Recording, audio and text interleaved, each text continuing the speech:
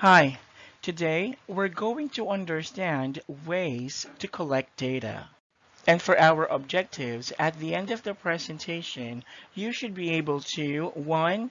Describe adequately research design, either quantitative or qualitative, and sampling type used. 2. Prepare data gathering instrument and data collection.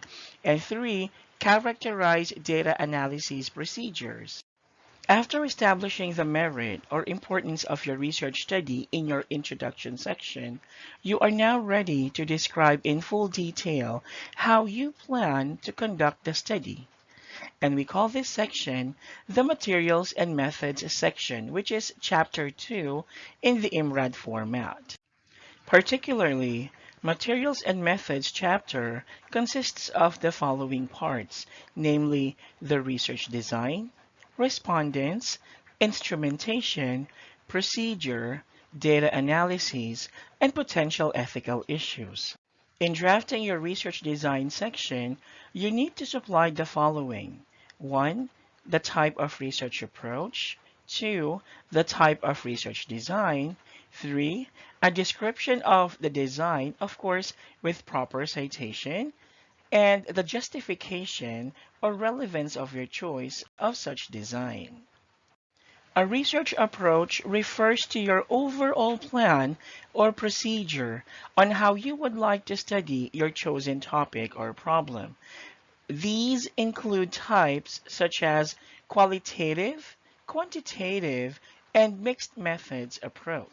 These approaches differ in so many ways, like in terms of focus or objectives, quantitative research approach aims to describe, sometimes compare respondents, explain some possible relationships, and even cause and effect relationships in using statistics and predict future occurrences of a phenomenon.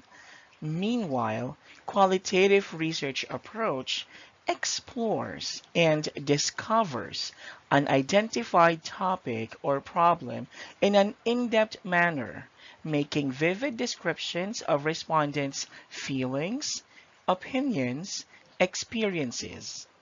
Finally, gaining multiple perspectives, both qualitative and quantitative approaches, to accurately measure and vividly describe the chosen topic for research is the goal of mixed methods research approach. Also, quantitative approach studies behavior under artificial and controlled conditions, sometimes leading the researcher to assign them, typically at random, to groups that actually don't exist in real day-to-day life, like assigning respondents to groups based on gender, age bracket, or intelligence. However, qualitative research approach studies behavior in its natural environment. Here, the researcher goes to the locale or the place where the respondents live in order to gain a deeper understanding and insights of their natural behavior in their natural context.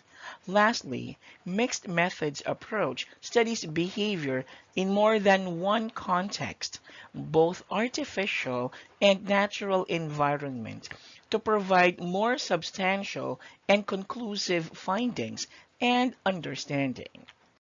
Quantitative approach collects numerical data using structured, more often standardized and validated instruments like surveys, scales, and tests, while qualitative approach gathers non-numerical, verbal, or narrative data using semi-structured or even unstructured instruments for more insights and understanding. Finally, mixed methods approach utilizes multiple ways of collecting data statistically and non-statistically. And ultimately, results in quantitative approach are used to generalize such findings from the target sample to the whole population, making valid conclusions and predictions for future occurrences. Meanwhile, qualitative research findings are used for insights and deeper understanding of the target sample alone. Finally, for mixed methods approach, corroborated findings may be used for generalization and predictions for future uh, occurrences. Moving on, a research design is a systematic framework of techniques or strategies that you can use when conducting a scientific study. Clearly, each research approach has a distinct set of research designs depending on the identified topic and objectives of your study. For quantitative research approach, for example, there are non-experimental research designs, particularly descriptive or commonly known as survey research, correlational and causal comparative research, and also experimental research designs like single subject or pre-experimental research design, true experimental, and quasi-experimental research designs. On the other hand, qualitative research approach generally includes action research, case study, ethnographic research, grounded theory, historical research, narrative inquiry, and phenomenological research designs. Finally, mixed methods approach consists of explanatory, exploratory, and convergent research designs. The following are some research designs with sample research titles. For a case study, a study on a high-risk COVID-stricken barangay in Taguig City can be an example since it aims to make an in-depth description as to how and why such a barangay has become a high risk for COVID-19. Furthermore, a descriptive or survey research can be done to determine and measure the level of attitudes of high school students on modular learning. On the other hand, to determine if there is a relationship between the use of Google Classroom and teacher efficacy, a correlational research may be employed. However, an action research may be utilized to identify the effectiveness of using Facebook rooms in assessing student performances.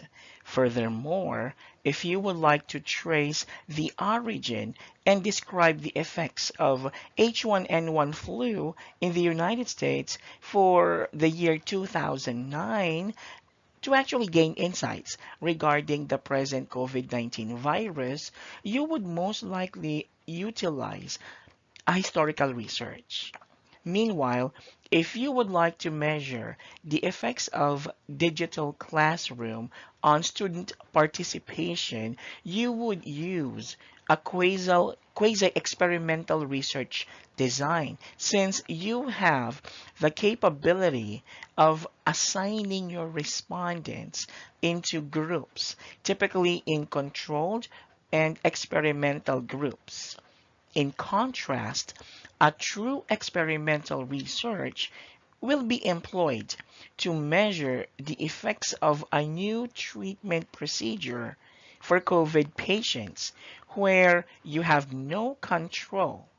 Who among the respondents will take the new treatment procedure, or who among these patients will be assigned to the controlled and experimental groups? Thus, randomization of sample is actually done for more conclusive and verifiable results.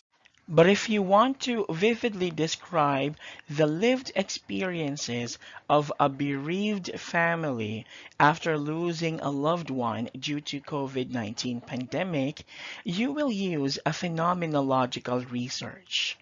Also, if you wish to describe and characterize the how, why, and what healing practices do the Bontoc tribal group use against COVID-19, you will use ethnographic research because you will actually need to go to their far-flung areas in the provinces to observe and gather data.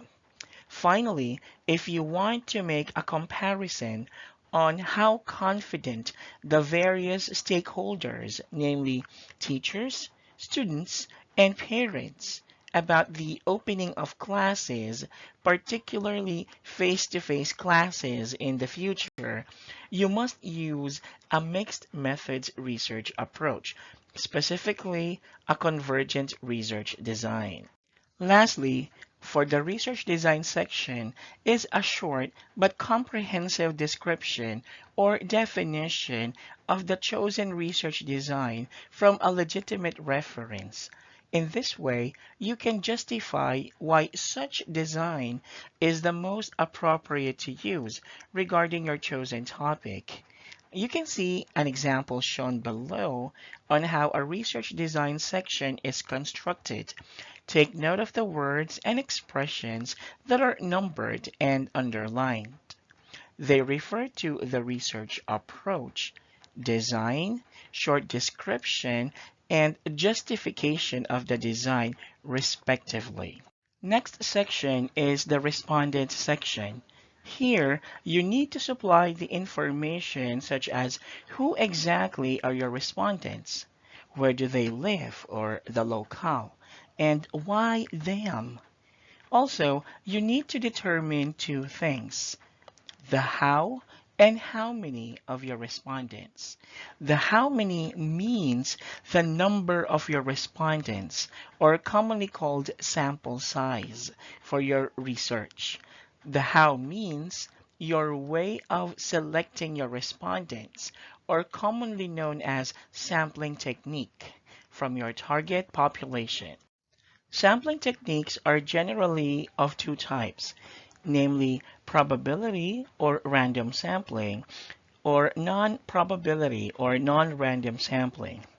Qualitative research approach commonly uses non-probability sampling, while quantitative research approach utilizes probability sampling.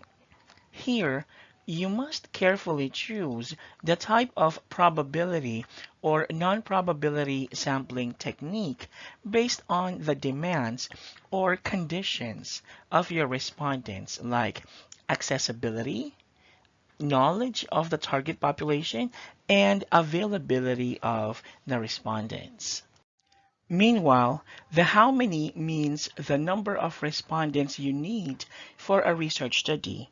In qualitative research, the guiding principle is data saturation, which means that if you reach a point in data collection when no new information is discovered or presented, then you should most likely stop the addition of respondents and collection of data.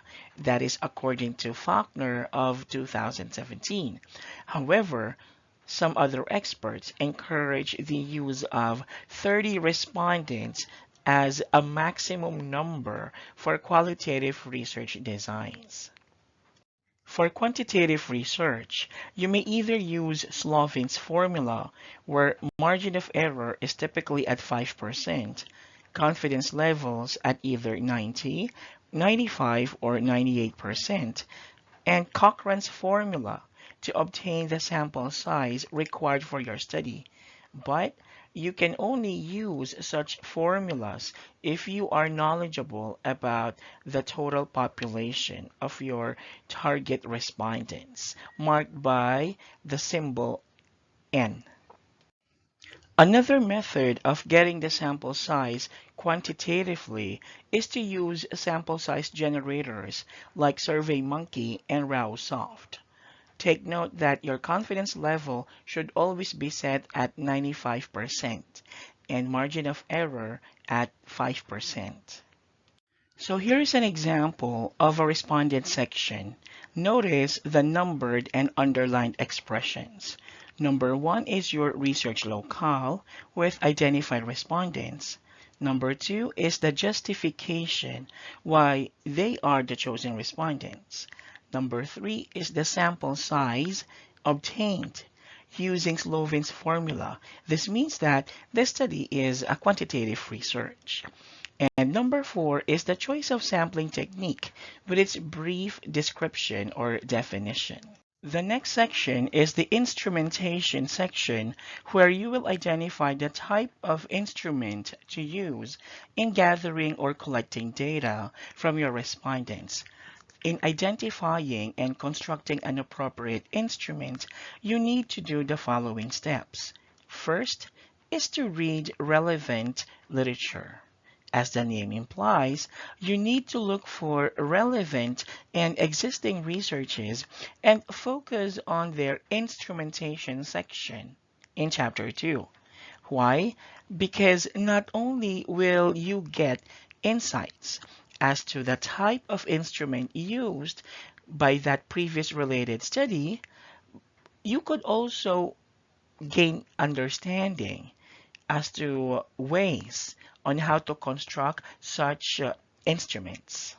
As such, instruments can be classified as either adopted, wherein you will incorporate an existing instrument to your study without any change at all. Adapted, wherein you will utilize an existing instrument to your study, but with some changes or minor revisions to suit your research questions and objectives. And finally, researcher developed, or commonly called self-administered instrument, where you construct an entirely new instrument, but making sure that it is based on your objectives and related theories or concepts. The next step is to decide the type of instrument to use. Qualitative researches use interviews, which can be structured, semi-structured, and unstructured. Structured interviews have predetermined questions that should only be asked by the interviewer.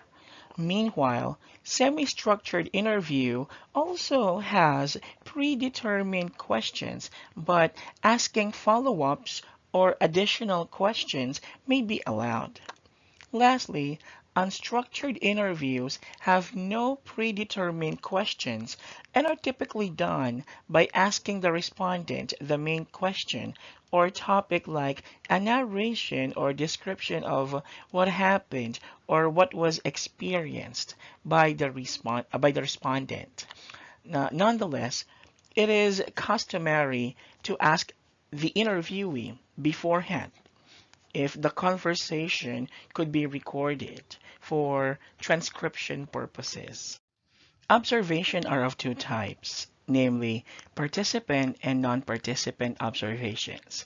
Participant observations mean that the researcher immerse or live with the respondents or participate in the respondents' natural environment for a considerable length of time, say 2 to 4 months at least, like that of ethnographic research. Of course, field notes, photos, and videos should be used or incorporated with the consent of the respondents. Non-participant observation, on the other hand, happens when the observer or the researcher will actually go to the natural setting or the locale of the respondents when the target phenomenon, practice, or behavior happens or occurs. Thus, the observer is considered as a third person or an outsider. FGDs, or focused group discussions, are for group interviews where confirmation or validation of respondents' opinions or feelings are necessary among them. Typically, questions here are not too personal or too defaming or dehumanizing.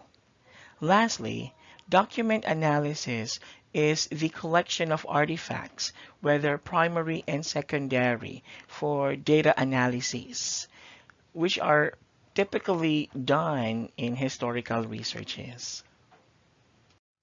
On the other hand, quantitative instruments include scales like Likert, rating, and semantic differential, which are normally used for measuring perceptions, feelings, and perceived levels like attitudes, awareness, readiness, preparedness, efficacy, agreement, etc.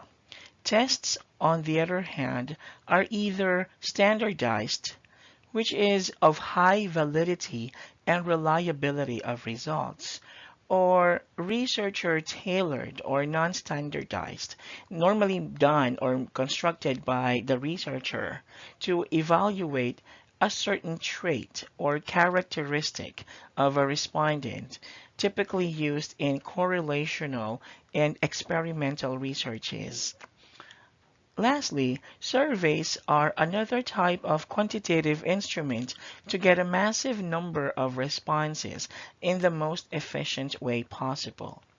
Knowledge, understanding, and perceptions and feelings are also being determined by this instrument.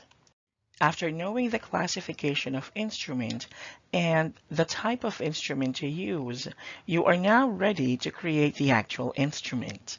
But this part becomes more difficult because many things should be considered. One, it should contain the research title on top of the actual instrument. A short introductory statement, typically 1 to 2 sentences would suffice, expressing your research goals and objectives, as well as your promise to ensure respondent anonymity and confidentiality of answers. Sometimes your teacher will just ask you to attach a separate consent or informed consent letter to your actual instrument.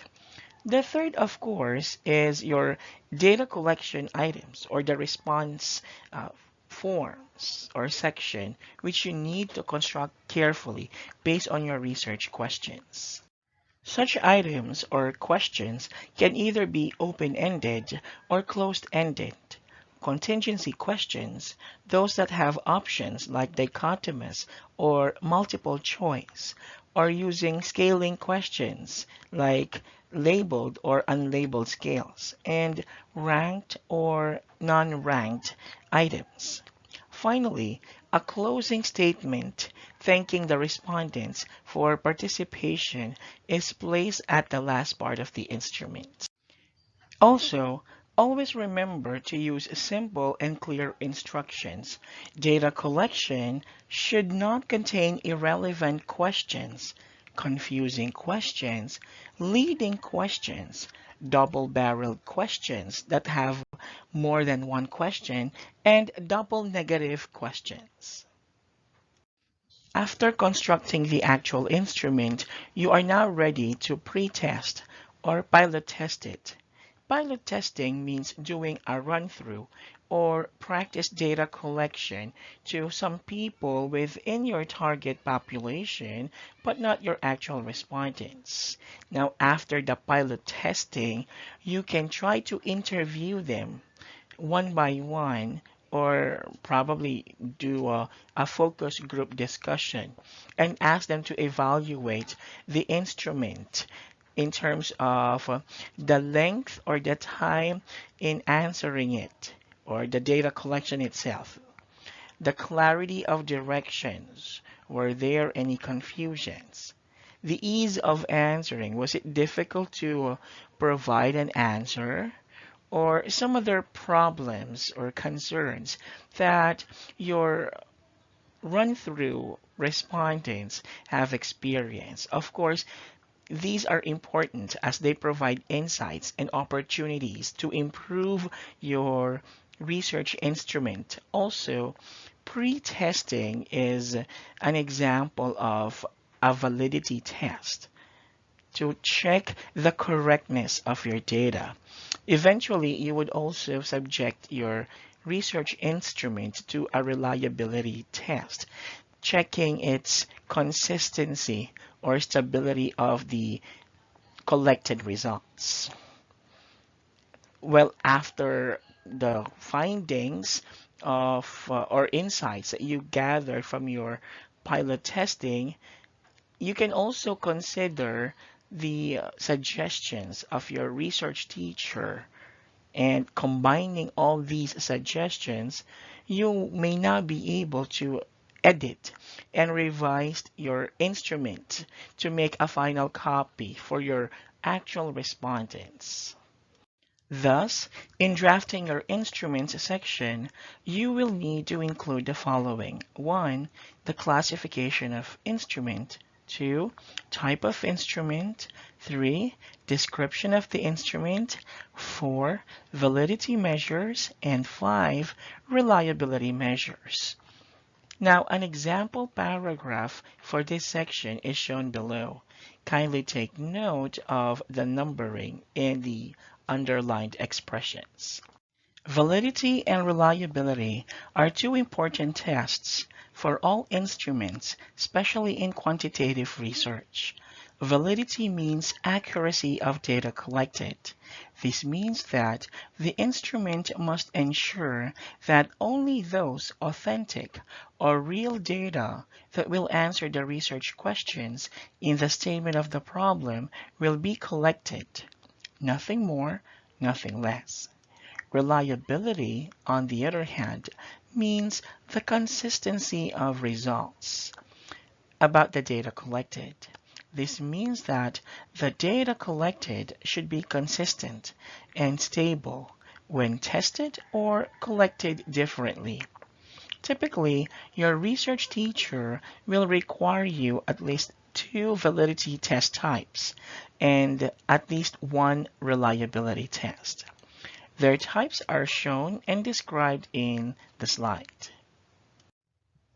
This is also another way to illustrate the importance and connection of validity and reliability as test measures for your actual instrument. The next section is your data collection section, or commonly called data gathering procedure, or just procedure. You need to follow the format shown to you. So what is shown is an example paragraph for your data collection procedure or procedure. So notice that the expressions are numbered and underlined. So for number 1, that is the approval of instrument by the research advisor.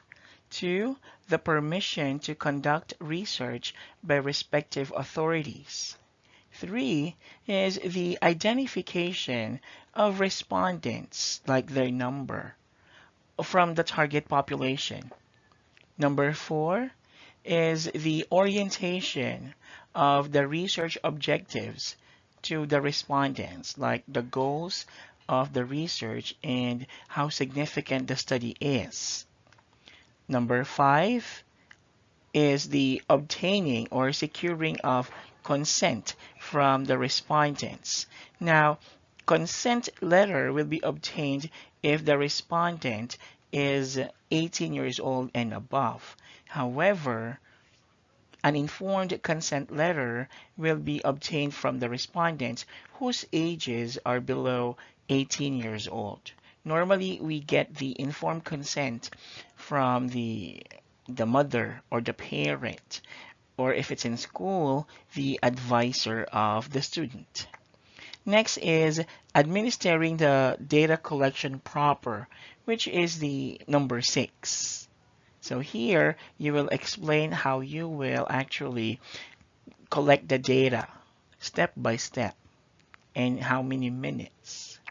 And finally, the retrieval of instruments, and the analysis, tallying, and interpretation of data will commence after all instruments have been gathered. Data analysis is the fifth section of your chapter 2. It discusses how collected data will be analyzed.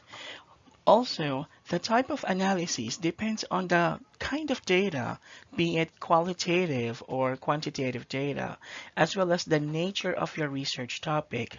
For qualitative research designs, you can use thematic, content, narrative, discourse, conversational, or grounded theory analysis. For quantitative research designs, on the other hand, you need first to identify if you're only going to describe a certain sample using descriptive statistics or establish relationships and measure cause and effect relations for inferential statistics. Now, this is an example of a decision tree when you are going to use inferential statistics as data analysis. Such analyses are often used in correlational, causal comparative, and experimental researches. Here are common statistical tests which you can use in analyzing your collected quantitative data. This is the last section of your chapter 2. Actually, if it's a proposal yet, you should title it as potential ethical issues. But after you complete the whole research and write your final manuscript, you will title this section as Ethical Considerations. Now, this section involves the application of ethical principles of research. That is, the acceptable and expected procedures to ensure the right conduct of research. Research ethics must definitely be observed to encourage respect for respondents' choices, to ensure that no unreasonable, unsafe, whether physical or psychological harm, or thoughtless demands are made by the researchers, and also to identify confronted issues or problems. Remember your limitation section in chapter 1, and to impose common standard following ethical guidelines. In writing your potential ethical issues section, you should include the following. 1. Approval of respective authorities. Here, your research advisor's approval of your topic, research questions, and instrument to be used for data collection, and the institution where you plan to collect data to, like if it's in a school, the English department head, the year level coordinator, and the principal, respectively. Number 2 is the orientation of your research purpose and objectives, commonly called debriefing, that is done to your target respondents. Here, you explain the importance and goals of your research to the respondents, as well as explaining to them that they have a choice to participate or not, and that their decision will not harm them in any way possible. Also, you let them know that once they participate, their identity will be kept hidden for anonymity, and that all their answers will only be used for research purposes only, for confidentiality. After that, if they agree to participate, you obtain or collect their consent letters. That is for respondents whose ages are 18 years old and above, or informed consent letter for respondents below 18 years old, to ensure voluntary participation. Here is an example of a potential ethical issues section for your perusal. Do you have any questions? That will be all. Have a great day. Bye-bye.